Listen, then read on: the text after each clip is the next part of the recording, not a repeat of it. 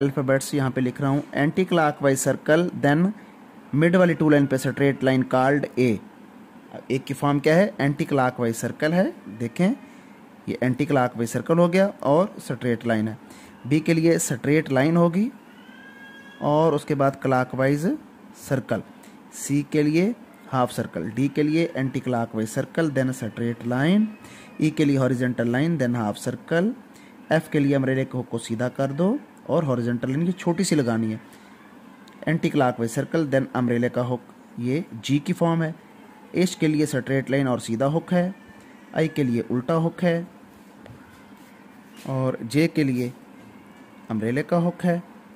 के के लिए स्ट्रेट लाइन है और एक राइट टू लेफ्ट स्लांटिंग, एक left to right slanting line. K L के लिए स्ट्रेट लाइन है। एम के लिए स्ट्रेट लाइन और डबल हुक है।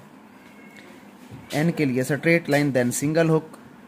ओ के लिए एंटी क्लॉकवाइज अपना क्लॉकवाइज सर्कल। पी के लिए straight line then clockwise circle. Q के लिए anti clockwise circle then straight line और छोटी सी स्लांटिंग लाइन। आर के लिए स्ट्रेट लाइन और के लिए ये ऊपर हाफ सर्कल आएगा, left to right slanting line then half circle. ठीक है, ये एस की फॉर्म। और टी के लिए अम्ब्रेला का hook then horizontal line. U के लिए उल्टा हुक और स्ट्रेट लाइन।